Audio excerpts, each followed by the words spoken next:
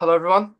Welcome to this is actually going to be the last episode of 2024, and and it's going to be a Christmas special episode as well. And I always like to the last couple of years since I started the podcast, I've always got a Doctor Who guest on in some capacity. These last few years there's been Doctor Who actors. Last year it was Paul McGann, who came on. A year before I think was um, a Doctor Who actor from a Cyberman story with David Tennant, and then we also had Dorian, who plays Dorian in Doctor Who. So we've had a few Doctor Who guests over the years, but today it's going to be a bit different. It's going to be drawn with Mark, who has read one of the books for the Doctor Who 60th anniversary specials last year, which does seem like it doesn't even seem that long ago, those 60th anniversary specials. But we're going to speak about Doctor Who. We're also going to be speaking about maybe a little bit about football towards the end because we both like it, and I think Christmas is good to talk about hobbies as well. So Mark, I'll head over to you if you just say a little bit about yourself, introduce yourself a bit. Sure, yeah. Hi. God, Paul McGann, that's a hard act to follow, isn't it? Yeah, I'm Mark Morris. I've been a full-time writer for about 35 years, just over 35 years, in fact. I'm known primarily as a writer of horror and the supernatural and an editor of that as well. I've had about 50 plus books published now in my career. In terms of Doctor Who, though, which is what we're here to talk about mainly today, I've written four Doctor Who novels, the Doctor Who novelisation that you mentioned, and also a bunch of Big Finish audio dramas. I can't remember exactly how many, probably about seven or eight, something like that. Okay. So yeah, so I've done bits and bobs of Doctor Who work in between everything else. Yeah, you're very busy all the Very time. busy. Yeah, I am too busy sometimes. Yeah, it's good and it could be good and it could also be bad because it could be stressful. Yeah, yeah, yeah. Yeah. But yeah, so Paul McGann was actually a surprise to actually have him on. It's quite funny because wasn't recorded around, let's say now, because it it was recorded around May, I think, last year, and it was a Right. surprise, for the 60th anniversary. I Yeah, wanted to surprise people. I just did sneak peeks of I'm having a doctor on a few. I had a person who would do me some trailers for it. And he weren't the only Doctor Who person I had on last year. I had a few. I had from the Doctor Who movie, Chang Li. I oh yeah, had yeah. he Yeah. came on because he has Crohn's as well, and so do I. So it's a plus. He was in Doctor Who and he has Crohn's. And it was actually pretty cool because he still lives from where it was filmed. So he was on the camera. He was pointing out there where it was. Oh really? Oh, really? Brilliant. Yeah. What? Who? And I said to him, "You need to go out there and recreate the scenes that you was in. He Do probably. picture collage." You had him on. Had Debbie Chazen, who was in the Voyage of the Damned. Yeah. Um, Yeah. and that was pretty cool because I, I don't go out my way to do it. I just message people. Yeah. It's not all formal chat. Maybe Paul McGann was, but the others I just pop them a message and they answer me. I don't think they're gonna do it. But then it was quite funny because I met Debbie in person properly at Comic Con earlier this year, and Yeah. she remembered me. And the same with Sophie Aldred. I forgot her. I had her on last year as well. For last year, I went all out to try and get as many Doctor Who guests All as I very can. nice people. I have met a few of those. Debbie, I haven't met, but we did used to interact a bit on Twitter back in the days when I was on Twitter, and she always seemed really nice. Yeah, Twitter isn't as nice anymore, is it? No, well, I've my account on Twitter was hacked about 2 years ago, so I can no longer get access to it. So it's still on there, but it's not me. It's not, Um, it's last time I looked, it was just advertise, just doing loads of kind of advertising, all sorts of rubbish. So, but I can't get access to it. I told them about it, and they just didn't get back to me about it. So I just thought, okay, that's kind of me done then. all the social medias is still probably the least one I use. Yeah, Um, Go on it for Doctor Who news or if I want to know where it's filmed or something. yeah, Um, yeah. um, I have yeah, to say, yeah. So yeah, that was fun last year. So I've always tried to get a Doctor Who guest in some capacity. So yeah. you're next in the lineup today. Um, So I guess let's start with the Wild Blue Younger book. So did how did you get I guess the how did it all come about you doing it, like writing this book? Okay. Well, I've known Steve Cole for a long time. Steve Cole, of course, is the editor of The Range. And I also know a guy called Paul Simpson who does some of the editing for BBC Books and for the Doctor Who range.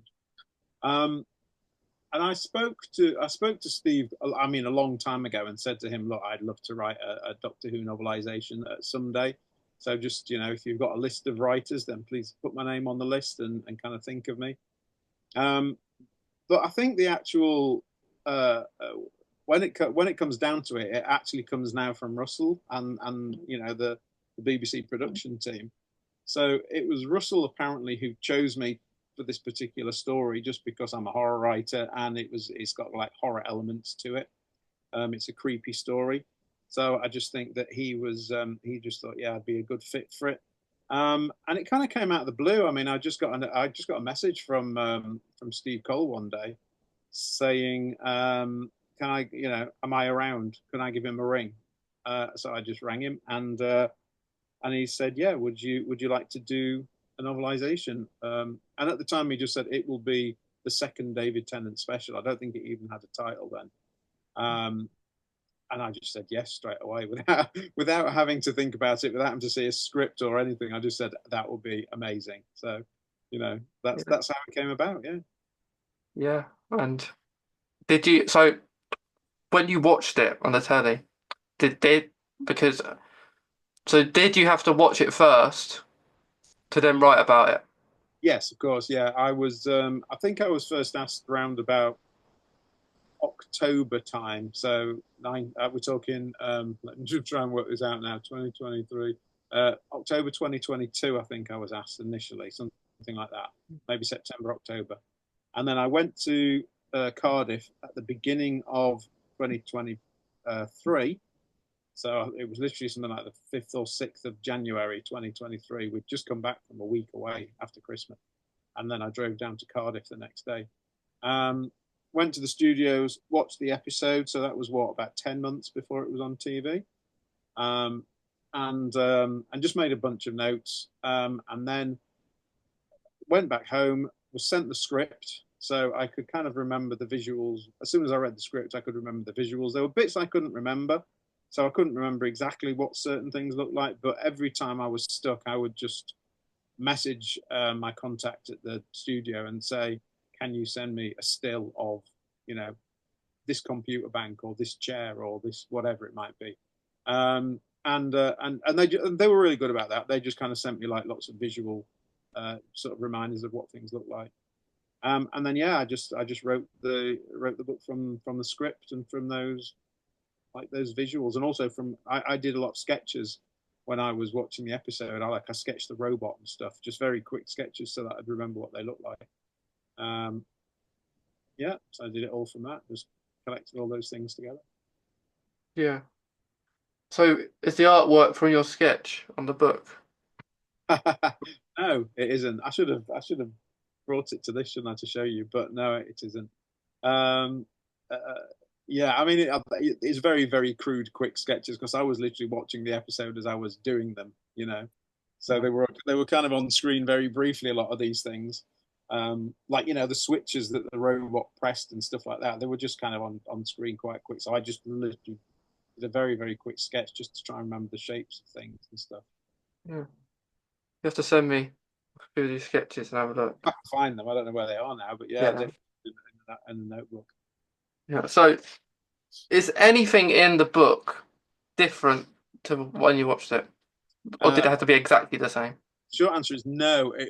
With mine, they wanted it to be pretty much exactly the same. They didn't want me to add stuff or take stuff away or change stuff. There's a few lines of dialogue which have changed slightly because they work better on the page than they do on screen. Um, but no, because the nature of the episode that I did of Wild Blue Yonder was it was kind of set up as a mystery.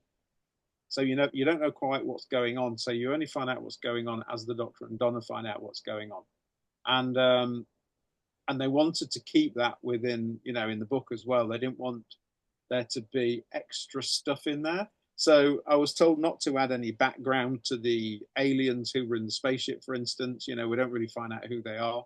All we see is that horse-faced kind of skeleton that's floating on the lifeline above the ship. That's all we know of that alien race. We don't know anything else about them. So I wasn't allowed to talk about them. I wasn't allowed to name them. I wasn't allowed to sort of talk about the origins of the kind of the shapeless creatures that come after them. I did want to mention at one point. I asked if I could add just kind of a little bit in just a line in passing to Zeta Minor, because this story was supposed to be set. The Doctor says something about it's further than he's ever been before, or something. It's further out than he's ever been before. And I immediately thought of Planet of Evil and thought, hang on though, but he's been to Zeta Minor, which is on the edge of the known universe, Yeah. where the known universe meets the antimatter universe. And I wanted just to mention that, just because I just knew fans might think, as I did, what about Zeta Minor? So, but I was told, even that I was told, no, don't mention it. Mm. Don't muddy the waters. So it was literally just, keep to the script, and tell the story as it is seen on TV, basically. And I think because of that, I was actually given something like 5,000 words less than the others. My word limit was like 5,000 less than the other two, because they were allowed to expand theirs a little bit. Okay. If, yeah, it is, I guess, annoying in senses that you want to do this, but you have to stick to what they're saying, and you have to not add anything. Yeah, but I mean, I just kind of channeled my inner Terrence Dicks and tried to make what was there as rich and descriptive and well written and whatever was possible. Whether I managed it or not is up to people who read it. But that's what I wanted to do, and I was really pleased with how it turned out. Yeah, it's good though. You can just say you've read a Doctor Who book after the 60th anniversary. Yeah, it is great. It was one of my great ambitions as a writer, because obviously I grew up with the Target paperbacks. I bought my first one when I was 11 in 1975, Yeah, and and I've still got them all. I've still got every single one, and so to actually write one, to actually get to write one, was a real dream come true. yeah. Especially you'll remember it because it's the 60th anniversary, so Yeah, it's not like you've done one in like I don't know the series that won't be. It'd still be good if you did one in the series, but it won't be as rememberable. You could say I read the 60th anniversary special too, and you remember it more. yeah, and it's a great episode as well, which is good. Yeah. So obviously when I was given that to do, I hadn't seen the episode, so it could have been a real stinker. But no, it's a great episode. I've watched it so many times and I still love it. Yeah, I liked it too. I mean, when I watched it for the first time, I questioned myself because, like, it's when they were in the room, Donna and Doctor were talking, and then it's like they've moved rooms when I'm watching it, um, but they haven't, and it's like, hang on a minute, you were just in Yeah, there, and it doesn't look like they've changed character or anything. It doesn't look like they're doubles, but then yeah. when they are, I'm thinking, what's going on here? Um, but it was good. I liked it. For me, I liked it in reverse order. So I like from the Giggle, my favourite, and then Wild Blue Younder, then the Star Beast. So Right. Yeah. I think I probably agree with you actually. I do have a special fondness, obviously, for Wild Blue Yonder, though, because I was so involved with it. So I feel like, but I do think the Giggle is a brilliant, brilliant episode. Yeah, but those three episodes though are superb. I think they're like three of, they show the best of Doctor Who of what it can be. they are good episodes. Yeah. Yeah, I but I wouldn't say they are 10 out of 10s if I was to rate it. I would Right. say in each episode maybe there's something. If it was me, I would change. Mm. Um, but it's not me, so I can't change anything. But Um, then again, everyone's different, don't they? Everyone has. There's probably every Doctor Who episode that's ever been shown is probably somebody's favorite somewhere. yeah, You'll ask different people, and they'll all have different favorite episodes. They'll all give different marks to different episodes and all that kind of thing. yeah, That's why it's such a a great rich thing because different things appeal to different people. Everyone's gonna have different opinions, and everyone's not gonna be right. Well, everyone's not gonna think someone's right. Yeah, Um, yeah, yeah. Well, there's no right or wrong, is there? It's just opinions, no, Yeah. no. But it did make me laugh when Russell, I think he released a video for the last special, and he Mm, was like, "It's longer than an hour." And yeah. 1 hour and 1 minute, he said. I thought I did. I think it was. I thought he was weren't being serious. I thought he was thinking 1 hour 1 minute. Um, but it was 1 hour 1 minute. Yeah, yeah, It was quite funny that what he was saying. Um, but so from each special, I'll tell you what I would do differently, and I see if you would agree with me or you might disagree with me. So in the first special, um, I would change the way certain things were done. I mean, I loved it. I loved Beep the Meep. I thought that was a wonderful character. yeah. Um, very cute.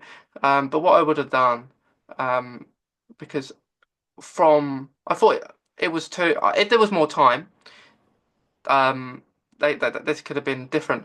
But the way Donna and got our memories back, the Mm, way I went into the special feeling, I felt there could have been a sacrifice. Like there had to be a mission, maybe with the toy maker, because I had the thought the toy maker would be in all three specials before the special started. That I had that instinct that the toy maker would be the main overarching villain of the three, but then they mm, weren't connected at all. They might a little bit connected, but I would have had the toy maker as the overarching villain, and then Donna has to win to keep her memories. But okay. that Right. that's what I would have done. Yeah. Um, so I wasn't a fan of how her memories were just back the way it was in the Star Beast. That's the only fault I would have had with it Okay. on that one. And Wild Blue Under, not too much on Wild Blue Under. It's just that I was confused at certain points, like who these people are. Um, I think that was the intention, wasn't it? yeah, that was the attention. But I just felt I don't know, midnight. It felt like they might have been the monsters on midnight. A very similar concept. I I would have liked maybe bit more to see a bit more around the shit, a bit more going on, Yeah, yeah, because it felt like they were alone for a lot. That's the whole point. But I would have yeah. liked. I was thinking someone else is going to come out. Um, that robot. It's the countdown. It's very clever how they've done that with the countdown. But there's not an awful lot I would change. But yeah, just like the questions that we want to know but we can't know because of the script. Yeah, I think with a lot of Doctor Who episodes, ones that I've kind of not worked on, but I've worked from, like I did a story Tales of Trenzalore, so I watched Matt Smith's last episode a lot, the one set on Christmas. And I think quite often, the more you watch something, the more you appreciate the structure of it and how it's put together. Um, Especially when you're kind of writing from that, you're writing from that concept. But Yeah, you're probably looking at it in a lot more like analytical detail or forensic detail, and you're making notes about certain things. And every time I've worked based on a story or based on an episode, I've always appreciated that episode a lot more by the end of it because I've watched it so many times, I've made notes on it, and rather than just kind of watching it maybe once or twice, you know, and thinking, oh, I think they could have done this differently or could have done that, then you do pick up on beats of it a lot more. yeah, So I do think like Wild Blue Yonder, I think is beautifully weighted and really well paced and everything. it is good. Yeah. It it is a good. It's got some really good scenes in Wobbly Under. Mm. Um, but I had the concept before even the special started Mm. that it's going to be follow-ons, like that. It's going to be a three-part story or something. Right. Um, and it wasn't bad that it wasn't. Yeah. It's good because you had a little bit of you got the anniversary of the comic for the Star Beast, and then I don't think there's any anniversary for the second one. It was just like a random episode, wasn't it? Um, just like an episode you could probably put in a series. I Yeah. like Yeah. Yeah. Yeah, and then the last one was it was about the toy maker. Um, and what the thing I would change about that is not an awful lot. I felt like it went very fast. I felt like the toy maker didn't do as much as I would have wanted. Like he was out on the street dancing for not long. Mm, So I think that's why I say about him being the overarching villain. It's mm. because he would have got more time, and then this whole big game Yeah, would have been a good idea. But I did like the giggle. It's my favourite one because I don't know. It just gives you goosebumps when he's in the shop, and yeah. it's brilliant. It brings back to the days when David Tennant was the Doctor, was the 10th Doctor. Yeah, it's Uh, beautifully made, and he's great in it. And I know some people didn't like the fact that they basically defeated him in a game of catch, but I kind of like that because it was simple, and it emphasized that fact that the toy maker has to play by the rules. That is Achilles' heel. He always has to play by the rules. He's kind of bound by the universe to do that. So I kind of really like the fact that it took it all down to literally just like a game of catch.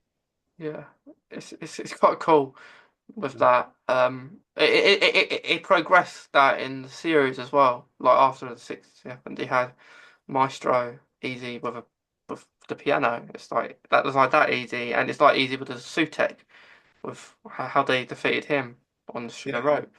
Well, yeah, it goes all through that shooty series, doesn't it? The fact that their kind of magic has leaked into the universe.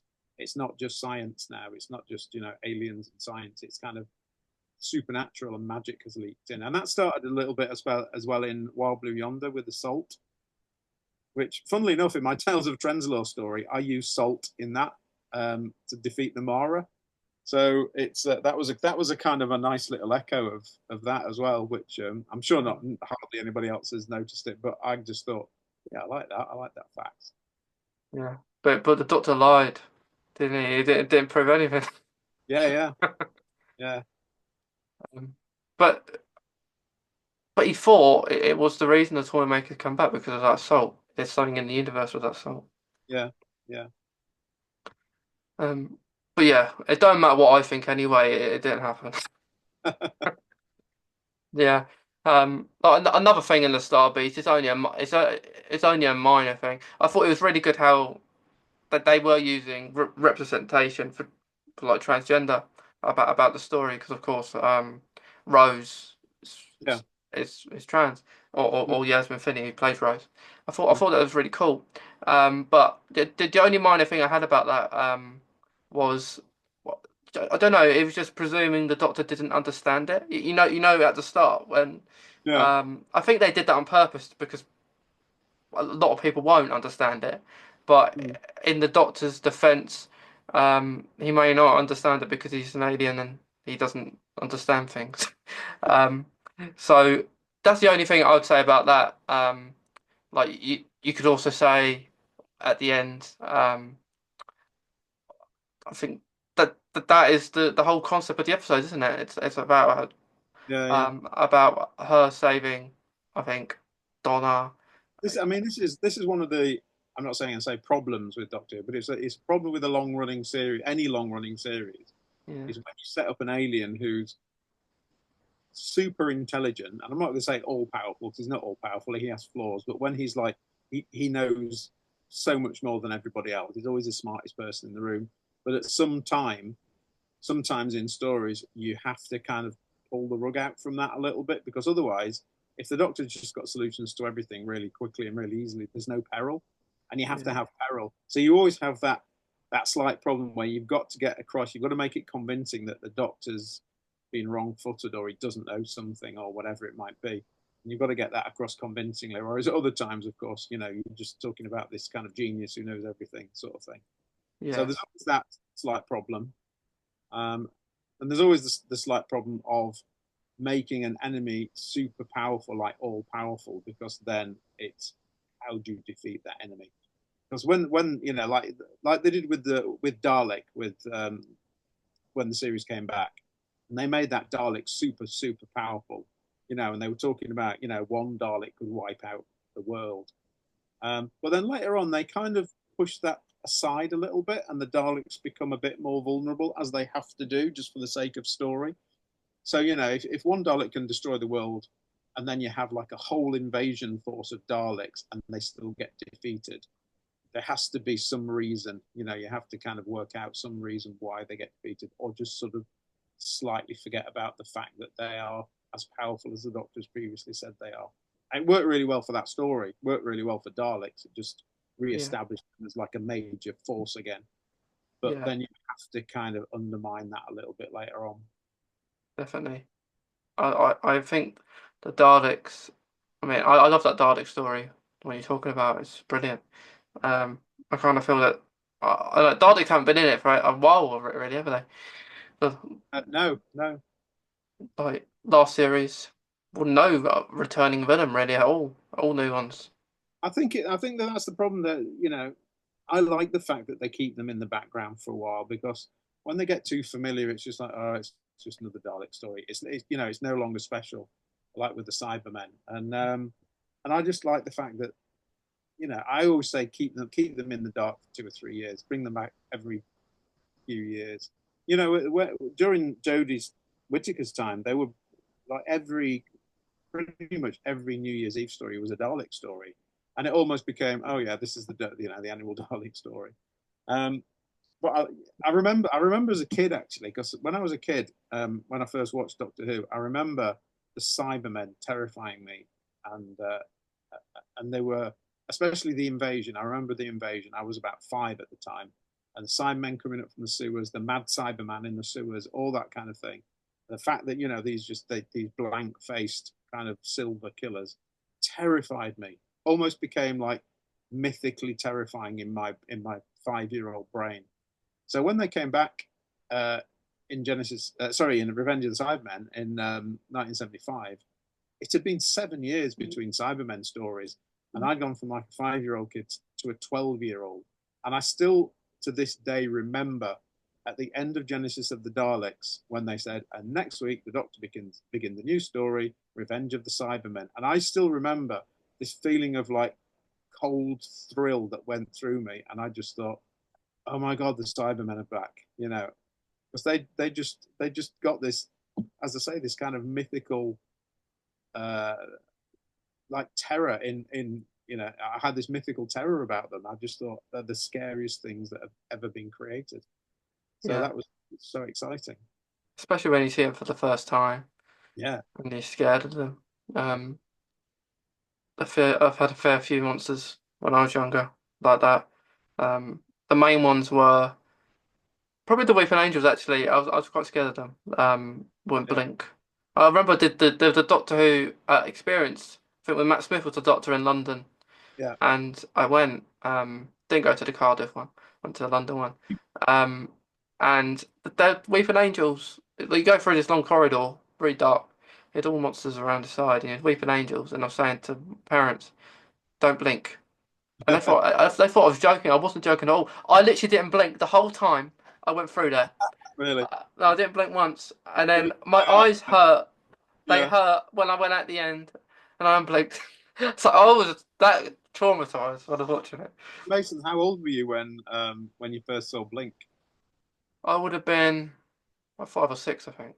Wow, that's a great time to see that. Quite young.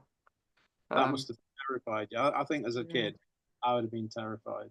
The Yeah. problem with me was, of course, I was about, I don't know, 40 or something, so 40 odd.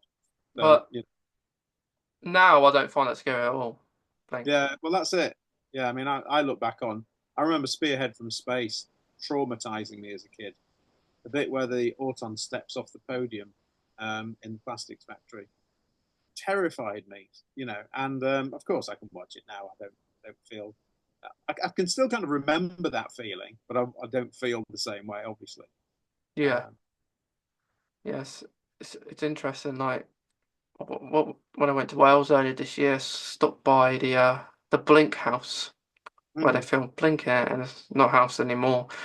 It is a house, but it's like people rent it and buy it. It gets so expensive. I still People, remember. yeah, Westler Drumlins. I went in because the gate wasn't locked. I just Okay, went out of the photo. yeah, Um, It was actually really cool.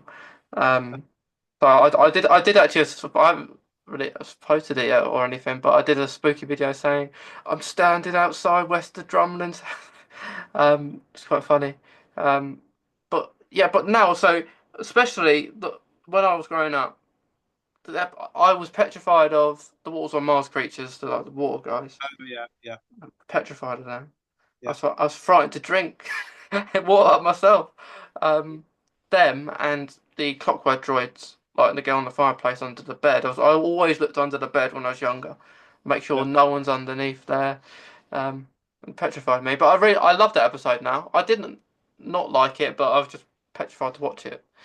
But it's great that I think that I hear a lot of people, like older people, say, "Oh, Doctor Who's not scary anymore. It's not scary like it used to be." And I think, yeah, but that's because you're not a kid. I go into a lot of schools and talk to kids about Doctor Who, and I always ask them whether they think it's scary, and they always think it's scary. They've thought it's scary all the way through, you know. You sometimes say to them, "So what's the scariest thing you've seen on Doctor Who?" And some of the answers, I think, as an adult, you would probably find surprising. Like a lot of them found like the peg dolls in Night Terrors absolutely terrifying, and things like that. So stuff that we would watch as adults that we just think, oh, that wasn't that scary. It still gets to kids. I still think they're pitching it just right. They they are those dolls are. I think what was scary. It's not the dolls itself that are scary. It's the way that you saw like I don't know like Amy transform into one. I think that was the scary thing, if Also, anything. the way they move and the way that you can hear them laughing in the background, they have that little sort of noise in the background. Yeah, it is a good old. It's a good little episode that one. Yeah, Like the ones that do scare a lot of people would be the empty child with yeah, the gas mask. They did scare me actually. Especially when they transform yeah, into the gas into putting the mask on that stitched on their face. yeah, When yeah, and also in I think a David Tennant Ood episode where like the professor was drinking the potions and turned him into an Ood. yeah. Oh, really? Um, Okay. Right. and that stuff like that just freaked me out when I was watching it. But I would. say I would say now, a lot like we said about scary episodes because we're older, I'd say I wouldn't like scary and not so scary episodes like horror episodes. There isn't many of them Mm. as much as maybe the early 2000s. There's not like in the last series just gone. I wouldn't say any would scare me now, even though we're adults. But If you were 6 or 7, they probably would. That's what I'm yeah, saying. If you were still that age, they would. I think a lot yeah, of kids would have been scared by 73 yards. oh Just, yeah, just the old woman just standing in the distance. I think is just a really creepy concept. I mean, I watch it now. I won't be scared by it, but I watch it quite often. I watch them with a friend of mine, or we're working our way through from the beginning and we are watching. We're now on. We're now nearly actually at the end of Peter Capaldi. So me and my mate have been watching one episode a week for many, many, many years now. I think about 15 years, and we're now at the end of Peter Capaldi, just about. And oh, we sit there watching it, saying, "Oh, I bet kids found this really scary when it was on." So you can kind of intellectually still appreciate that kids would find it scary, but you don't yourself find it scary. yeah, Like the like Under the Lake episode, for instance, with the black-eyed kind of zombies and stuff, yeah. um, things like that. I was just thinking, God, if I'd watched that as a 7-year-old, it terrified me. But those episodes, I remember when they were getting released. They were getting released at 9 o'clock. There was a period where you'd have episodes get released at 9 at night. Um, and I don't know if that was just because of the schedule or because it was a scary episode, but they wanted people to watch it quite late. Mm, Um, but yeah, it's the same for like what episodes people like favorite episodes. Like everyone's gonna have different ones. yeah, God. Same as scary episodes. Like like for example, now Blink was the scariest, probably scariest when it came out, but now I'd say there's others that are more scary than Blink. Yeah, it's hard. I mean, as I say, it's hard to say. I think it depends purely on how old you are, and Yeah, that's also it depends purely on how old you are as to what you think is like the golden age of Doctor Who. because I hear people saying, "Oh yeah, like the Colin Baker years were those are the ones I remember most fondly," just because that's the age they were when they watched them. They were at that perfect age to watch. Whereas for me, it was well, I mean, I first remember watching Patrick Troughton as a kid, uh, but for me, the kind of golden age was pretty much, I'd say, early Tom Baker, because it coincided with me starting to read Target books. I think I bought my first Target book the same day that the third episode of Robot was on. So we're talking about Tom Baker's first story, and that's when I thought my first Target book. And those two things, New Doctor and discovering Target books, were the things that I'd always loved Doctor Who, but that's the thing that kind of really pushed me over the edge into being a proper fan of the show. True. Yeah. Um, so what did you think of the series, this year's series with Shooty Gatwa and On the whole, I really liked it. I think it was quite varied, looking back on it, and it looks, which is not a bad thing, but I just feel as though maybe I think my only criticism is that it feels like there's a slight lack of cohesion to it for me. I still think it's really good. I think there's good episodes in it, really good episodes in it. I think it suffered slightly from the fact that obviously Shooty was still doing sex education at the beginning, so he wasn't there to do the beginning. So you know, the third and fourth episode are pretty Doctor light. And when you've got a new Doctor, I just think that feels a bit odd. So you have the Doctor in for the first couple of episodes, and then suddenly you've got 2 weeks when you've only just got to know this Doctor a little bit, when he's hardly in the story at all. Um, but I thought there was some outstanding. I thought 73 Yards was absolutely brilliant. Probably the best episode for about 10 years. The first part of the finale, where Sutek is revealed again, I thought was masterful. But then I think the second episode kind of not lets it down, but it's not as doesn't have the same impact, doesn't have quite the same impact. Boom was good. Boom was a really good, solid storyline. Dot and Bubble I thought was excellent. I think it started with the weakest episode, which I think is always a bit of an odd thing as well. You want the series to start with a bang, and it starts with the space babies, which is okay. I mean, it was okay, but I thought the ideas behind it were better than the actual execution of it. So there's quite horrific ideas behind the story, but I think the execution of it put a lot of people off. I enjoyed it, but I had lots of people, like casual Doctor Who watchers, saying, "What the hell was that?" What? that that is why they released a double bill, didn't they? Yeah, possibly. But then, having watched that first one, would you watch the second if you weren't like a proper fan? I don't know. So yeah, I think it's a good. I think it's a good season on the whole.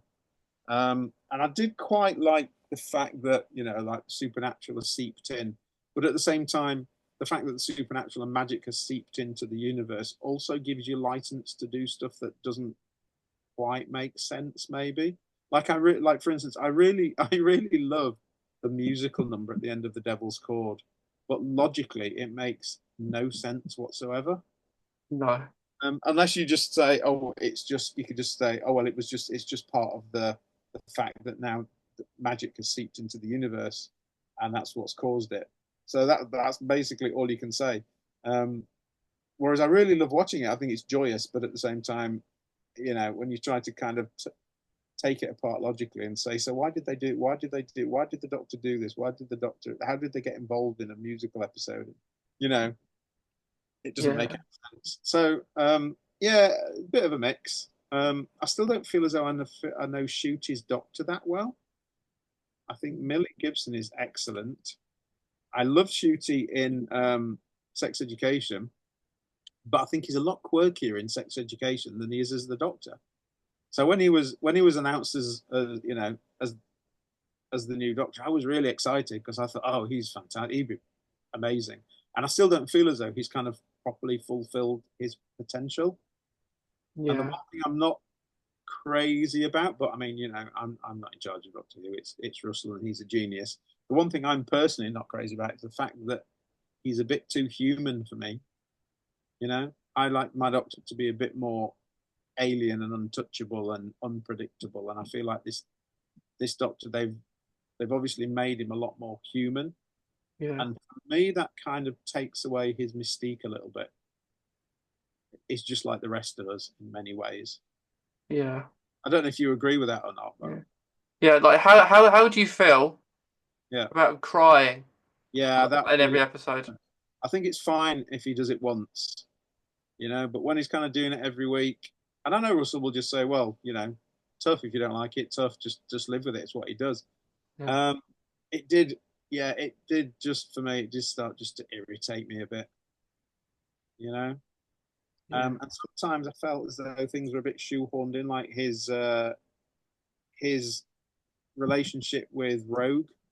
I felt as though that kind of came out of nowhere a little bit, and it just didn't feel like what the Doctor would do in that circumstance for me.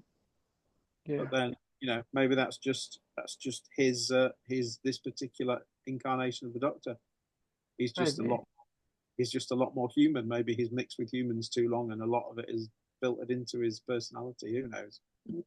Yeah, Uh, so yeah, I mean, there was, we're Doctor Who fans, so we're always going to nitpick at stuff, aren't we? We're always going to say, yeah, I would do this differently, I would do that differently. yeah, Although I think it was a strong season, and I think it's in good shape at the moment. Yeah, yeah. Normally, the first season isn't the best um in series. Like normally second series you get a bit. I'd say better, but I'd say you get to understand the story a bit more. mm, Um, and like certain things happened in this series which didn't like going into that finale. I wanted to get answers, and mm, I didn't really get many of them. yeah, I know we got the answer of Ruby Sunday, but does that progress? I know she's in the next series a little bit. Does mm, that does that progress? Is it too soon to be having another companion straight away like that? It's interesting, and apparently, a while ago I saw it on Unleashed that the new companion is involved around Ruby Sunday, so mm, and the Doctor. So maybe the Ruby Sunday's story is really interesting, and like you, she's brilliant. Ruby Sunday was the best thing about the series for me. yeah, If it was the Doctor on his own, I probably wouldn't have liked it as much as I did. yeah, Ruby Sunday was brilliant. I think she's a really good companion. When I met her, she's lovely and she's brilliant. yeah. The Doctor is as well, but of course, get talk a bit to her a bit more because Shooty Gat was you're not going to get much time to speak to her. But with Millie Gibson, she's brilliant. They're very they're very good. But like for you, for me, when I watched Space Babies, I thought, what am I watching? But then I watched it a few times and I like it a bit more. Yeah. Um, I try and compare it to other first episodes of series, and then I say to maybe a few friends, first episodes aren't normally the best, are they? But then I look at others like the 11th Hour or something like that, and it's like 11th Hour's brilliant, one of the best episodes of that series. So, and then it compares to that. So if you compare 11th Hour to Space Babies, which is not very good, then that sense, Well, maybe you know what, but yeah, and like David Tennant's first story was Christmas Invasion, which is a great story. yeah, It was Christmas special, but um, but then again, the first episode of his first season, first proper season was New Earth, which is okay, but it's not anything special.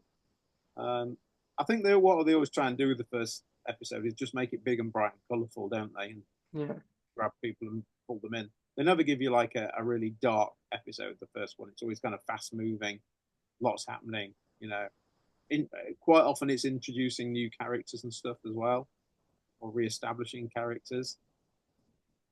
yeah. Sometimes I felt in recent series, I think it was the Silence arc. They started that off from the straight. They started off the first two episodes, and it felt like a series Mm, finale, other than a starter of a season. And it was the same with Davros and Peter Capaldi as well. So they've done that before. yeah, Um, but I just felt that Space Babies was more of an episode that could have been in a middle or like a third or second episode, maybe not. the first, but after that, I think the series got better as such. And then went down again, and then it went up again, then it went down again. So That's it's what I mean. It was quite. It was. It felt as though it was quite uneven in some ways. I think there were like real. I don't think there were like lots of big lows, to be honest, but I do think there were some real big highs, and then it didn't yeah, match you up. you get really good. So for me, it went low from the first one, and then it went up from Devil's Called, Yeah, and then it went a bit higher for 73 yards because I liked it. I love that. Um, and I Yeah, know that a lot of people don't like that. So there's people who don't like it, but I like it. 'Cause I went to the pub. I went mm, to the pub. I had a visit there when I was in Wales. Then I went to where the on the cliff top. yeah. Because I like to go to Doctor Who filming locations. When it's been filmed. So that, but the thing of people who don't like 73 yards, they don't like it because you don't get answers. Yeah, But the thing is, the reason if you got answers, it would completely diminish the power of it because it's always the Stephen King always does this thing where he says the scariest thing about in a story, the scariest thing is if there's a locked door at the top of the stairs, at the top of the attic stairs, and you don't know what's behind that door. That's really scary. That's much scarier than finding out, opening the door and finding out what's behind it. Obviously, we all want to know what's behind it because we'll think that's human nature. You want to think, what the hell is behind the door?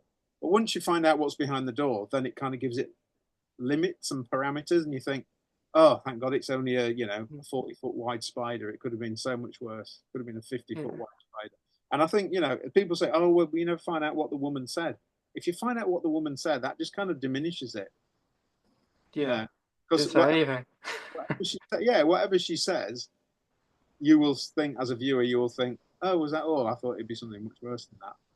And you think, yeah, but what would be worse than that? And whatever you think, that you could always then just say, "Oh, I thought it would be something much creepier or worse than that." Yeah, I think the fact that we don't find out, and the fact that she says something to people, and they just get terrified and look at Millie with horror or Ruby with horror, and then and then run away in absolute panic, I think is a really creepy thing. it is good. But there's two things in that episode that confused me. Yeah, So the first thing is, um, it weren't anything to do about the speaking. Even though we do question what was that she saying to make her run away, but it wasn't that. So one of the things was that they said it was Ruby all along who's been that old woman, but it seemed to me that that old woman didn't look anything like Ruby, yeah. um, at all. So I was confused how is that Ruby when they look nothing alike. Mm. I don't know. Did they make that absolutely certain that it was her? I can't remember now. Uh, I'd have to watch it again to be honest. But It was more towards the end, like she when she got old. There's a few scenes about saying that she was Ruby. yeah, Um, it was that one, and yeah, it, it was. Oh yeah, and the Roger at William part, how the Doctor knew this person, and then in the Empire of Death, it got mentioned again. Like it's mm, almost like if it's setting someone up in the next series with this Roger guy, yeah, like is he gonna be a bit more yeah. person? And when they announced his, I think I might be right or wrong, but in the finale, I think Ruby said her dad is called William as well. Um, so I don't know if this person is a bit bigger, which would make more sense for 73 yards if that is what's going to happen. Or Thing is, you Russell might just leave it.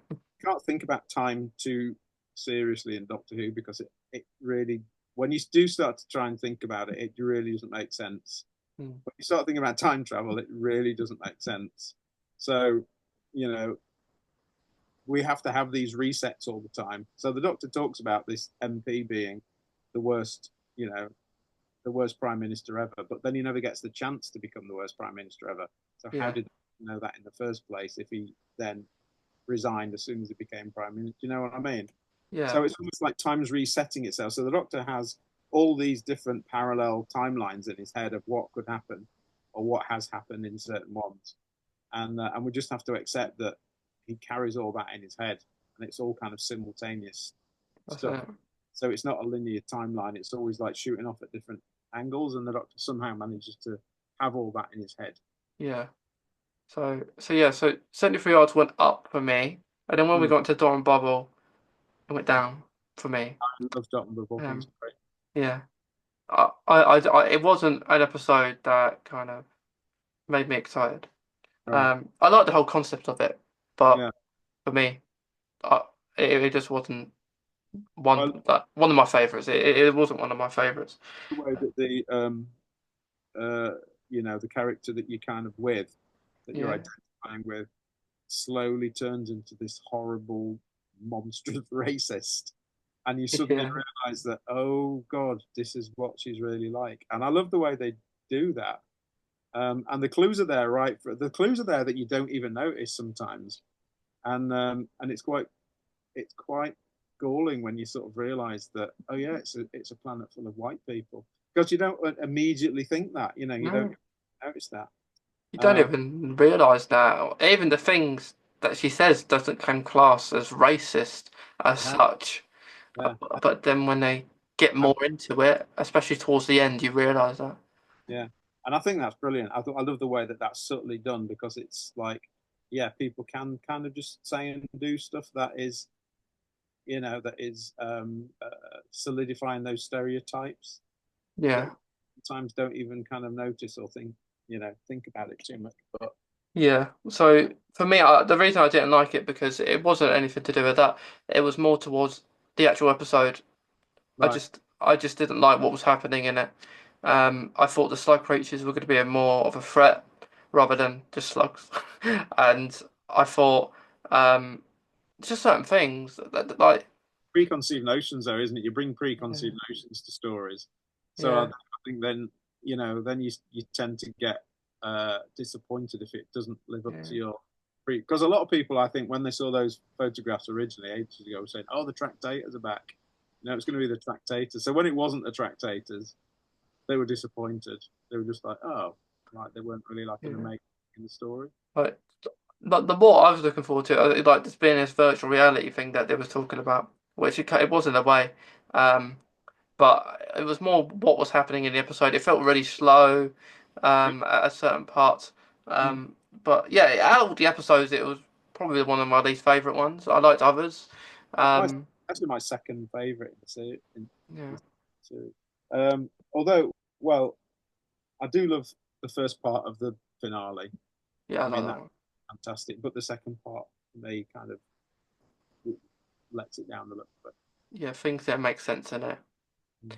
Um, but yeah, so it went low from Dot and Bubble. Then it went a bit higher for Rogue. I quite liked Rogue. Not keen on Um, Rogue. um, I liked it because yeah, the only thing I didn't like was I didn't like the monsters keep switching. Like that didn't. Yeah, I thought the monsters are very forgettable. But the concept of the story was okay. I kind of liked. I'm more interested in the Doctor's costume. I just loved it. I liked the costume he was wearing more than the episode probably. Yeah, Uh, but yeah, I quite liked Rogue as well. I didn't mind the love interest, even though it didn't make any sense. Uh, yeah. um, It it just a bit yeah, shoehorned in for me. It kind of came out of nowhere, and it's like, meh. yeah, it The was a guy bit. It was himself a is just a kind of just Captain Jack, isn't he? Basically. yeah. He looks exactly like him. Yeah, yeah, Yeah. Um, it was a bit like when the film Doctor and Yaz, that was out of the blue as well. mm, Um, it's out of nowhere.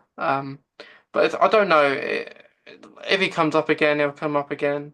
Um, it's a bit like Neil Patrick Harris, isn't it, to try and get his availability.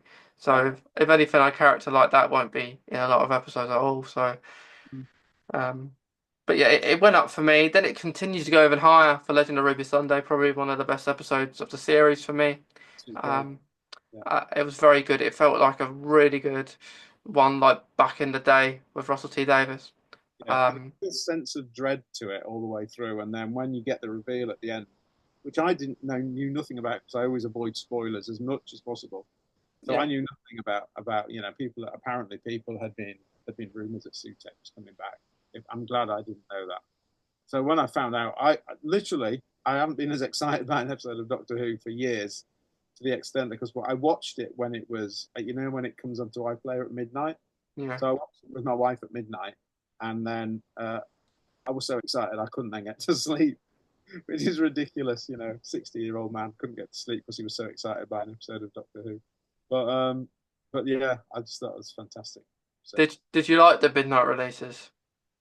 I didn't watch many of them, to be honest. We usually just watch them the next day. Mm. Um, but that was just the one that I wanted to see because it was first part of the finale. Yeah, So I just wanted to see it for that reason. yeah.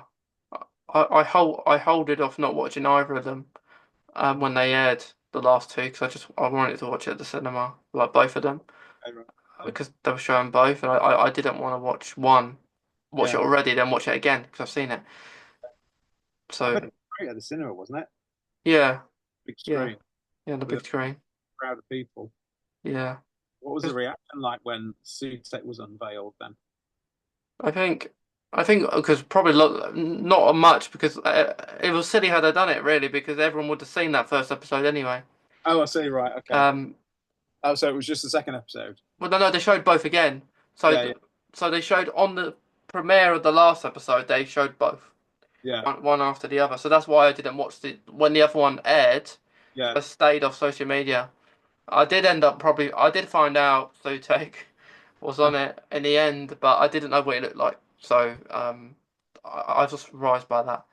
Yeah. Um, The but funny thing is, though, obviously, he appeared in a story in 1975. So even people who are my age, who are just not Doctor Who fans, but just like casual viewers, like which is true of most people who watch TV, is a lot of my friends they watched Doctor Who when they were kids. They don't kind of have a huge knowledge of it or memory of it, but they kind of watched it and liked it, and they watch it now and like it. And it was funny talking to them because after the episode, I was like so excited. And I was saying, "What do you think about Sutek being back?" And they were like, "I don't even know who Sutek is, to be honest. I wasn't kind of sure who he was." And I was like, "Oh, but can you remember the Tom Baker story in 1970?" Well, not really. So I yeah, was so many of my friends, even friends of my age, I was having to kind of tell them and explain to them who Sutek was and that he was in a Tom Baker story. interesting. Right, As fans, we just assume that everybody will immediately recognise these uh, yeah, these villains and be really excited that they've come back. But most people just haven't a clue. yeah. That's why they showed it. I think an episode before the last episode, they showed it on that Tales of the TARDIS Yeah, of Sutek. Um, but do you think, like, I don't know, do you think that Ruby Sunday's mum that she found is yeah, actually her mum? probably. Yeah, I don't think they'll make it even more complicated. I don't see the point of it. There's Yeah, always there's always lots of conspiracy theories with Doctor Who, and a lot of them are just. I just think, why would they bother doing that? You know, when you kind of think about them logically, I just think, why would they? Why would they make that even more complex? So I yeah, think, yeah, I think we've seen the end of that story. It's like when, the after the giggle when David Tennant's doctor didn't die because there was the thingy, they split into two, and people were saying, "Oh yeah, they're gonna do an offshoot season with David Tennant," and I thought that would make no logical sense whatsoever because everybody would watch that and they wouldn't watch the new Doctor because yeah, everybody is invested in David Tennant and loves him as the Doctor. So why would you muddy the waters you know, by having a really popular favorite Doctor doing a series alongside a new Doctor that nobody knows? And I knew straight away that they weren't going to do it. I thought that just makes no sense. But so many people were insisting that it was happening. And I thought, nah, it's not going to happen. That's not going yeah. Because I know some people just watch the 60th anniversary specials because David Tennant was in it. to happen. Um, Yeah, yeah, and I was like, "You gonna start watching then after he's gone?" It's like, "Yeah, I probably will." yeah. Again, and people talking about, oh, Paul McGann should have his own offshoot series because he never had a proper series. They're not going to have two Doctors simultaneously, you know, on the TV because most people don't. Like I say, most people aren't fans. So whereas the fans would love that, the 99% of the viewing population would be like, I don't understand what's going on. Why are there two different Doctors? You know, The only way they could do that is if it wasn't a present day one. If it was like back in the time or like he was doing something like that. know about that. We know about that. We know about the Time War. Most people would just watch and think, I've no idea what's going on. What's this Time War thing they're talking about? because people don't remember. You know, Yeah, people will remember stuff from 15 years ago when they're talking about the Time War a lot. yeah, It, you know, yeah. I've But always think about the casual viewer who just come and sit and watch it but don't pay a lot of attention to it. yeah, I would love to see him a bit more in Yeah, Doctor Who though. it'd be great if they made an episode like a two-part with, and he appears in it. So it's like Shooty and him in the same episode. Yeah, That would be brilliant. I mean, that would be really good. But I don't think having any other Doctor having an offshoot series makes no sense at all. yeah. I don't think Russell will do that. He doesn't like he doesn't like two people. I think he said he doesn't like two doctors. No. Uh, I think because Stephen Moffat's the one who did that for the 50th. Yeah. Yeah. I think it works as an episode in the series. It's nice when you bring them back in, and Yeah, it's almost like why wouldn't they meet now and again because they're traveling through time all the time. So why wouldn't they kind of cross over now and again? But yeah, I don't think giving them their own series just would be ridiculous. yeah. Um, but It's with Shooty, like what we're saying about him crying, um, with friends we just laugh about it sometimes because um. We're just like, I was going to cry again next episode. We even come to the stage we tap all the episodes and we count off how many he's cried at. So like mm, Church of Ruby Road, he cried. I think Space Babies he did. I'm not sure if he did or not on that one, but Devil's Cord he did. Even Dot and Bob, who was in 1 second at the end, or a few minutes, he cried. So, and that was memorable. He should have cried at that point because he should have. yeah. But there's some scenarios where you could avoid it. But it just again, I think it just diminishes it if they're doing it all the time. Isn't it It's everybody? And it's just like, oh, here he goes again. Rather it's than it's not a it's powerful emotional moment. not as meaningful, like you say, if it's all the time. Yeah. Um, he didn't cry when I saw him the other day. Oh, good. Um, Did you ask him to? no. Can you cry for me shooting? Yeah. Um, I think the only words he said to me, yeah, he complimented me on my Doctor Who costume I was wearing. I was wearing the one he wore on Space Babies. All right. The first one he was wearing. He said, "Looking good. You look better than me." He Yeah. said. I said, "Yeah, I think I do." And I think Millie Gibson said the same. Um, but then when you had the photo of him, he's like, "Hello, sir. How's your day been?" Yeah. Um, yeah, I feel like though it's well and good having all these costumes, Mm. but you need one to remember him by as a Doctor, and the only one I could say is the one on Ruby Road, because that feels like a more of a Doctor outfit. But the more he wears, it's good. It's good. It's different. It's a different Doctor. Yeah. We know this, but it would make sense for him to have his prone look a bit more. So like one he wears a bit more than the others. Yeah, maybe. Yeah, I do like the fact that for the first time, they've got the Doctor wearing different things every episode. It gives each episode its own identity as well, doesn't it? Yeah, Yeah. but Uh, but yeah, I mean, you would as a person, as a person, you would kind of you'd have kind of favorite bits of clothing, wouldn't you, that you would kind of throw on every now and again. yeah, I still think we think of him in the long brown leather coat, though. yeah. And that leather coat Yeah. is his main. It's like David Tennant, isn't it? He wore the long brown coat Yeah. for him. But for example, I rather him wear one costume an episode, Hmm. um, depending on the story. But for Church of Ruby Road, he was wearing probably 3 or 4 outfits. Yeah. In that episode, like he wore a kilt at one stage for a few seconds. He wore the costume he wore in Dot and Bubble for like a second. You could even count a second.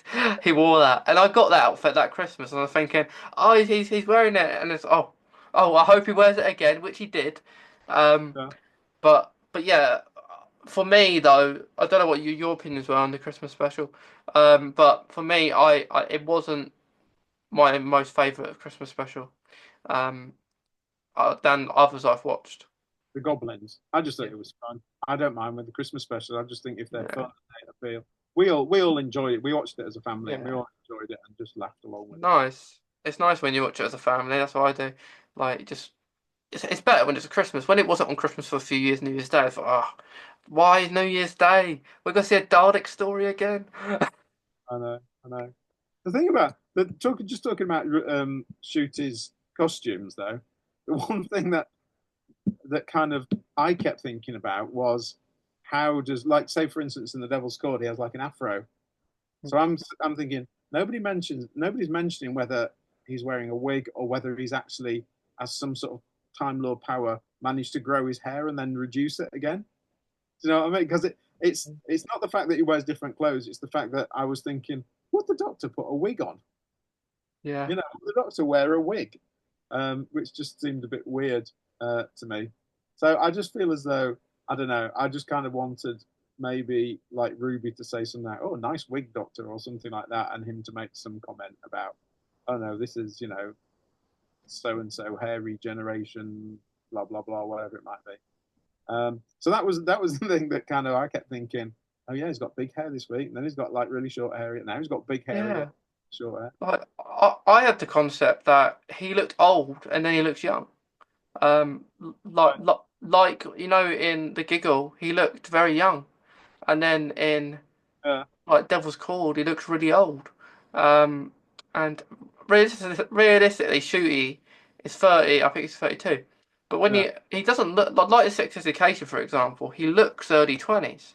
It's really yeah. clever how they do it because I thought he's got an early 20-year-old playing the Doctor, but then you haven't. It's really clever because some stages he looks old as the Doctor, then he looks young. Yeah. Quite funny. I mean, in Sex Education, he's supposed to be about 17, isn't he, or something? Yeah, His character. So yeah, I mean, they're all playing old. I mean, they're all older than the character they're playing. But yeah, yeah. he's supposed to be on that. Yeah, but I like all the costume changes. It's brilliant. Having different ones, but like I did like the Christmas special, but it wasn't my favorite one. I like the goblins and stuff. It's not my favorite, but it's fun. I thought it was a fun episode. It's a good solid kind of, for me, 7 out of 10. Which, I mean, a lot of stories are kind of Beyond seven that, for me. Just kind of, I would call them the bread and butter stories, which are just stories that you would happily sit and watch, but they're not classics. They're not your favorite. yeah, But you'd happily sit and watch. Like I'd give Rogue 7 out of 10. Rogue for me is a 7 out of 10. I'd sit and watch it. I'm quite happy with it, but yeah, it's not. It's never going to be a classic for me or one of my favorites. yeah. Like, are you looking forward to this year's Christmas episode? Yeah, I always look forward to every episode of Doctor Who. Yeah, I've tried to avoid spoilers. I have seen a couple of clips. I saw the one that was on Children in Need the other day. Although I held off, I only saw it I think yesterday or the day before, and hmm, I finally succumbed and thought, oh, I've got to watch it now. That looked fun. And then I saw the bit before where they did about like a 3 minute clip of them in the hotel. yeah, So Silurian walks in and stuff. It looks fun, and it's written by Stephen Moffat, so you can always rely on Stephen Moffat. yeah. And he wrote Boom, so I don't know if there's going to be any similarities between his two episodes he's wrote. Um, Don't they talk about this? It's the same weapons company, isn't it? yeah, Valangard, I think. Yeah, Uh, yeah. Um, That's the same weapons company that are in Boom. So. Yeah, and I got someone told me the other day that the company was also used in other stories. I think the Doctor Dances and another story. So it's been used throughout. So maybe this is some sort of conclusion. Yeah, yeah. I like it when they do that. I like it when you occasionally see like Magpie Electronics on stuff. Yeah, it's really good. It's Yeah. really good. Um, but in i- in Doctor Who, do you have a favourite episode, or do you just like them all? Of all time, Yeah, yeah, my favorite of all time, which is quite controversial now, is Talons of Weng Chiang. And I know lots of people don't like it now because of the, racial representation and whatnot. But I just think it's a fantastic story. Brilliant characters, brilliantly written. Um, it combines so many things that I love, which is that Victorian England, Sherlock Holmes, Phantom of the Opera, Jack the Ripper, yeah, all those things. And I just think it's just brilliant. I just love it so much. Two, yeah, two great enduring characters in Jago and Lightfoot. Um, yeah, it's a perfect story for me, that one. But there are probably about, I'd say, of the whole run of Doctor Who, for me. There are probably about 20 10 out of 10 stories Yeah, in the whole run. Like absolutely what I think are pretty much perfect stories. But that's like the perfect of the perfect, if you like. perfect, the best Yeah, ones. best of the perfect ones. Yeah, I'd say that I haven't done a 10 out of 10 story for a long time and Doctor Who. I Seventy, want to, I desperately want to do it, but I just not just how I feel. yeah, 73 yards was my first 10 out of 10 since the Day of the Doctor. That was what 11 years between. Yeah, I just thought that was a superb episode. 73 yards. yeah. The Day of the Doctor was brilliant. Yeah. Uh, but I think it's also important when we rate these episodes to not just focus on the things that we don't like, because sometimes if we focus on the things that we don't like, it may dominate our rating. On one little thing, you got to kind of focus on it all. I saw when Space Babies come out, everyone's rating it 0, -1, -2. Um, I did Doctor Who there.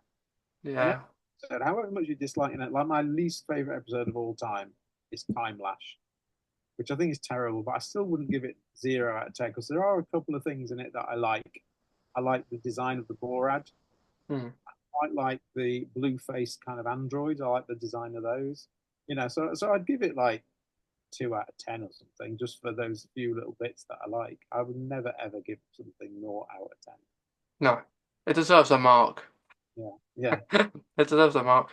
No, I'm Um, into these things as well. However much you think, oh, it's rubbish, then still people put a lot of work and time into trying to get it as good as they could. They haven't made it rubbish on purpose. no, they think it's good Yeah, when they make it. yeah. Yeah.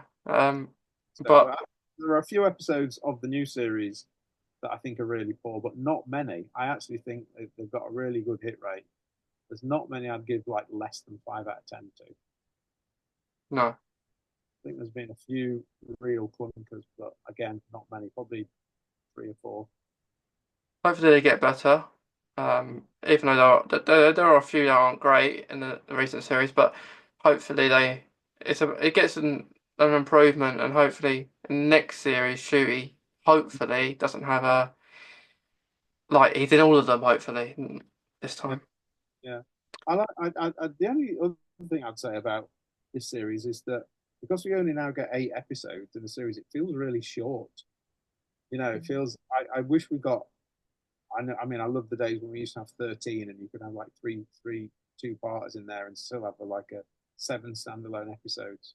That was brilliant. But even when you got 10, it seemed like a good meaty kind of season. But 8 just seems to fly by so quickly.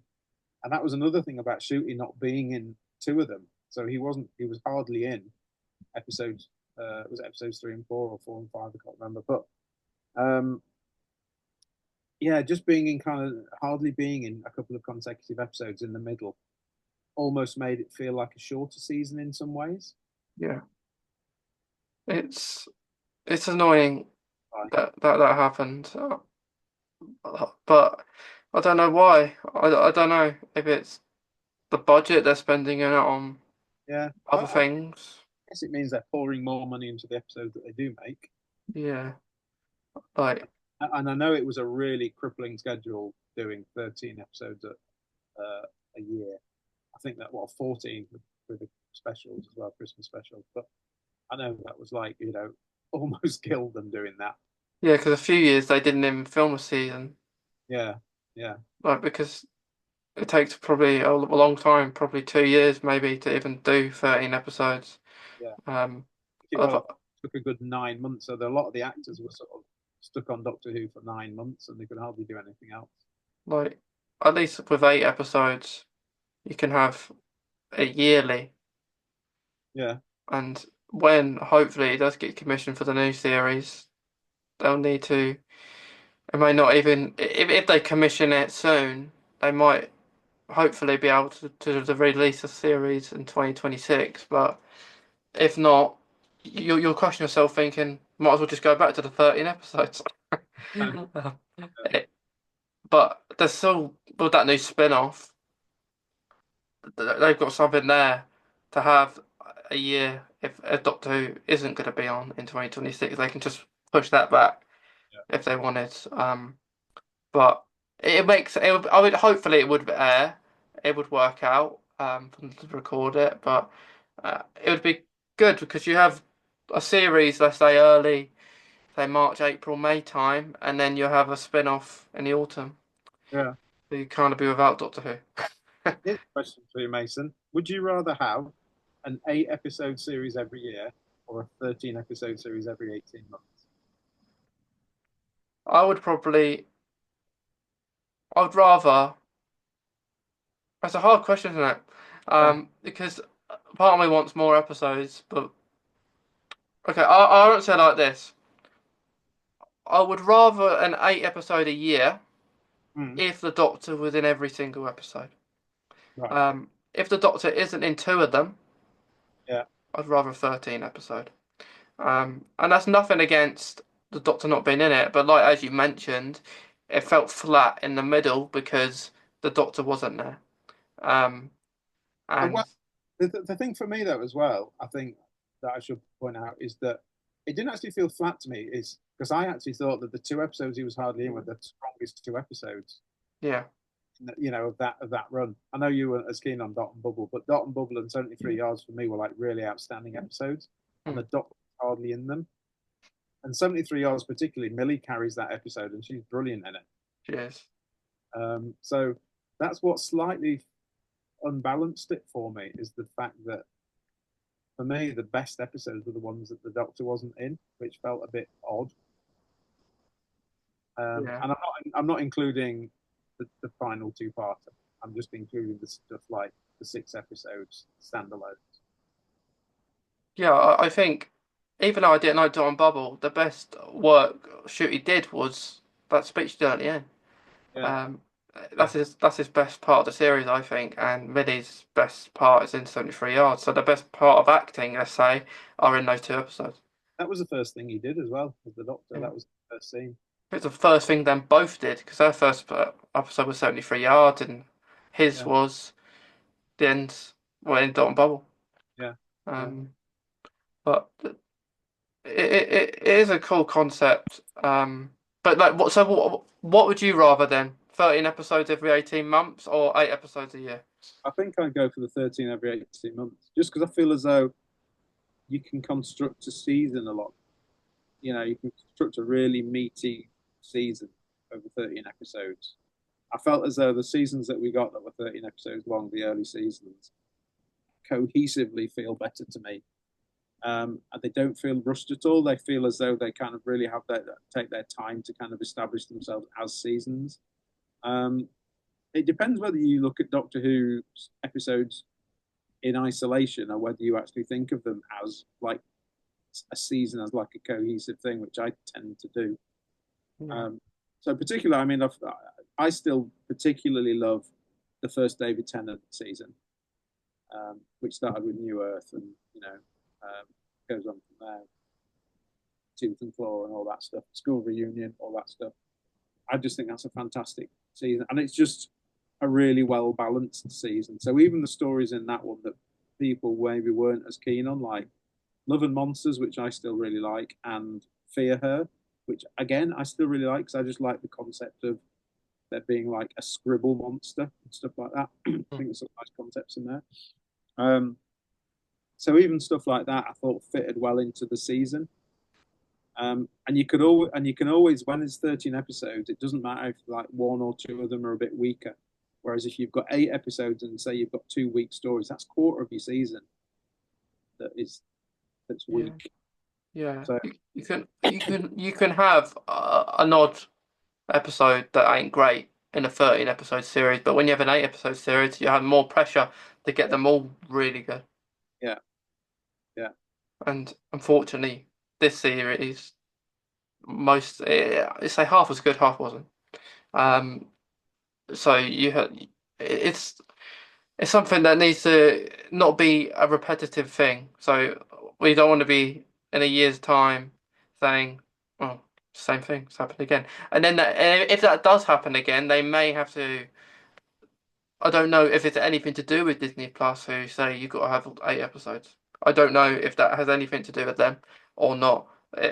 Um, so it it would be helpful to have 13 episodes if they could. It'd be even better if they had 13 episodes every year rather than Yeah, rather than 18 months. yeah, but Um, yeah, I don't think they can manage that. I too much hard work. wide.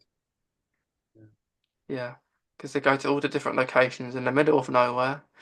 yeah, I've been to some of them. Some are in the middle of nowhere. yeah. Well, that, so, you know the Silurian two-parter with Matt Smith. Mm, The church was in on a hill, right. Okay. like Yeah. going up a roller coaster. It was in Right. the middle of nowhere, and it was funny. It's funny. They haven't cut the grass. So it's like since that episode, you know the grass in the episode with the graves, it was all Yeah. cut, but Yeah. you can't see the graves anymore because it's all above it. Oh. It's good location though, because when it's something is high, then you can get some really good views Yeah, it is across good. the countryside and stuff. It is good. Like I go to a few locations in costume, and people are like, "Oh, I know who you are." Um, like a couple. It's interesting because a lot of the locations sometimes you'll get a different episode in the same location or in the same Yeah. place. Yeah. Yeah. Yeah. Um, like for example, one the 11th hour. You know the where it is like the Amy's place. Yeah. Where he's out to see the Atraxi. That is in the same place as human nature when they are looking at the poppies or like the the scene where the it's Remembrance Day. That's Mm, just on the same grass but not visible in 11th hour, but mm, what the statue is. So right. it's brilliant. Now they do it. It is good. But some are just in the middle of nowhere. You think, why there? But they must have these people, part of Doctor Who, that analyse. I want it to be filmed there. It needs to be filmed there. Yeah. Yeah. The Um, location managers just go out driving around, don't they? Try and find the perfect location. yeah, definitely. Um, but before we finish, Mark, where do you think our Leeds getting promoted this year? Yes. I think I think we're the strongest side in the division. I still think that having seen a lot of the games or bits of the games and things, the difference between this year and last year is the fact that we are making so many chances and not putting them away. And I still feel as though we've got another gear to go up at the moment. Yeah. Whereas I feel as though people like maybe Sheffield United and Burnley and stuff like that maybe don't have another gear to go up. Whereas I feel as though Leeds, like even the games like the first game that we drew 3-3 at home to Portsmouth. We should have we should have buried them. I mean, we should have been 5-0 up at half time. We made so many chances, and the games like we lost at home to Burnley. And if Yeah. you look at the stats on that, we had so many shots and they had so few, and we had so much possession. So we just need to kind of we are dominating in terms of stats in pretty much every game, but we just need to sometimes turn that into chances put away rather than I mean, the great thing about Ipswich last year was the fact that they had so many of their shots went in. They were so efficient at scoring goals. Yeah. You know, so sometimes they'd have the same number of shots as their opponents, but they'd win 2-0.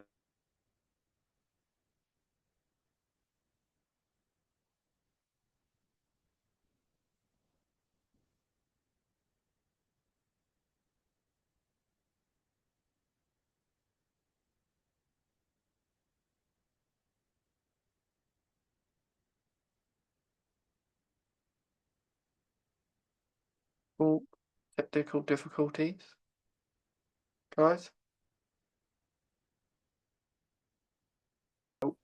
Hello. Happens every time.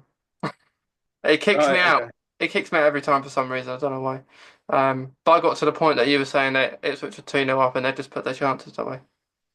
Yeah, I think that was the difference last year. That's why Ipswich was so efficient with their chances. Um, whereas Leeds at the moment are not as efficient as they should be. But we're still good enough to get plenty of points. But I feel as though at some point we're going to have to start putting the chances away, and then I think we will just like probably establish a good lead at the top. Sunderland are doing quite good though. They are, but I still don't think they're going to stay there. Again, that was another game that we should have beat them. We were 2-1 up. You've probably seen that terrible mistake that the goalie made right at Yeah, the So it ended up, Terrible. God, yeah. And again, we pretty much dominated that game and should have won it, and ended up coming away with a point. So if we'd have won that game, if we'd have held on to 2-1, we'd be first and they'd be third now. But Yeah. always ifs and buts, isn't it? But how are you enjoying the Premiership? I always said, I think I said to you that it's much more fun winning in the Championship than losing in the Premiership. Yeah. It's It is. It it's is. moralising when you're losing week after week. You might be playing Arsenal and Liverpool and Chelsea and people like that, but when you're just losing to them, it just gets like depressing. Yeah. But I think it's more depressing if you're playing rubbish and you're losing to them. But if Yeah, you're giving them a go, so I'd say that I mean the only game, or there's only two games I felt were rubbish in, and that was against Manchester City, which we actually started alright, but 1-0. yeah, We should have had a penalty. yeah. Um, because VAR didn't give it to us, but they give the same challenge for Man City, and they scored a penalty. So, but our goalkeeper had a nightmare that game. Right. Um, and West Ham, for some reason, we didn't turn up against West Ham. We got thrashed. Other than them two, but we drawn against Brighton. We drawn against no, we lost against Brentford, but we shouldn't have done. Um, and we've done it well. We've put a fight every single game. Draw against Brighton's brilliant at the Amex. I Yeah, never thought that would happen. But beating Tottenham was very unexpected because we should have beaten Leicester the yeah, week beforehand. yeah, Should have had that penalty right at the end. It's a stone wall penalty. yeah, But then we beat Tottenham, and we deserved to beat Tottenham, I thought, because we played much better than them. yeah. Um, although Against, although Tottenham did play all right at times, we got the 3 points, and hopefully that may continue. been a few times, hasn't there, with Ipswich this season where they've given away really late goals, Yeah, dropping points. And I thought that was going to happen against Tottenham when they went 2-0 up and then Tottenham pulled one back. I thought, oh God, this is going to finish like 3-2 to Tottenham, isn't it? And I thought it as well. I'm glad they held on. But I still think, they're going to struggle to stay up, which is a shame. I hope they do stay up, but I think they're going to struggle. I'd much rather see Ipswich in the Premiership than like Bournemouth and Yeah, like teams like that. yeah. I think we could do okay if we're in a fight in every game, or at least nick a point there and there, get a few wins. Mm. Our next run of fixtures are all right. You got Man United, but Man United at home could go anywhere. You don't know how Man United are going to play with the new manager now. Yeah, Um, and then Nottingham Forest are doing a good for yeah, some reason. yeah. Um, then we've got a few teams that in and around us, so it's good we got that first win out of the way. Yeah. Um, but I think it's going to be close. I think there are teams worse than us at the Yeah, moment yeah. down there. Um, It's funny but how perspective changes, though, isn't it, when you're in the Premier League? Because it's like, now we're in the Championship and playing Sheffield United is a big game. In the yeah, Premiership last season, playing Sheffield United was like a guaranteed 3 points. It's yeah, like that's one of the smallest games. But, suddenly the teams that came down who were terrible in the Premiership are big games. yeah. You got Burnley. Burnley, Sheffield United, yeah. Sheffield United. But for example, because a lot of some people like to relate Ipswich to Luton, and I think Ipswich are in a better position than Luton was, of course, because our stadium's big enough to be a Premier League team. um, and I feel like we're in the games more than Luton were. Luton were you played Luton and you guaranteed a win, and they did well. I think they even beat. I think one of the teams that went down last year beat Liverpool. Mm, I'm not sure if it was Luton. Um, yeah. but yeah, I feel you just never know in the Premier League. In It's the season we got relegated, we beat Liverpool at Anfield that season, and Somerville scored a last-minute winner. We beat them 2-1. I mean, we lost. I think we lost something like 6-0 at home or something, but we beat them 2-1 away. yeah, Crazy. You're always going to get like a few fluke results. yeah. I never thought you're going to beat Tottenham, but it is Tottenham, Yeah, isn't it? yeah, Like I want to beat. I'd love to beat Man United, but likely to ever happening. Probably maybe a draw. If we're lucky. If we win, brilliant, yeah, brilliant. First game from our new manager. yeah. But the tournament when this goes out, they would have played Man United. So If they would have won or not, who knows? Yeah. Um, but Mark, it's been great having you on podcast. It's been good to talk to you, Mason. Yeah, Yeah, enjoyed it. been been really good fun. Hopefully next year's series is good. Hopefully Yeah, it's enjoyable. And the Christmas episode, can't wait for that. yeah, that's Um, gonna be good fun. yeah. But to anyone listening and watching, we hope you've enjoyed this year's podcast Christmas episode. This episode it go out a few days before Christmas. So I hope everyone has a nice Christmas. And the podcast will be back around Easter. This happened last year where we had a little break from doing any sort of podcast stuff for Mhm. a few months because I thought you never really want to do anything at the start of the year, do you? Like January time, you just want to Yeah, have a break. So it won't come back to Easter. So there'll be an Easter special, and I think next year going to kind of limit episodes to maybe two a month or something. Um, just so it's easier that way. Um, but yeah, but thanks to Mark for talking about Wild Blue Younder and how that all came about with yeah. good Thanks old for having me. Russell. It's been good fun, and it's Been flown by. It's flown by, but I hope it might snow soon, so it might be even more Christmas. But um, it's snowing everywhere else. Yeah, Is it snowing where where you no, are? no for one. It snowed one night. Yeah, it didn't last very long, but I didn't even realize it was snowing. I've been watching TV. I've been watching a couple of movies, and I looked out the window and suddenly thought, oh, it's all white outside. Yeah, but it was Yeah, gone by. it hasn't snowed here yet, but if it hasn't, that means it probably will soon. But yeah, hope you have a nice rest of your evening, Mark, and enjoy Christmas and everything. Thank you very much. You too. All right. Cheers, Thanks. mate. See See ya. ya. Bye. Bye.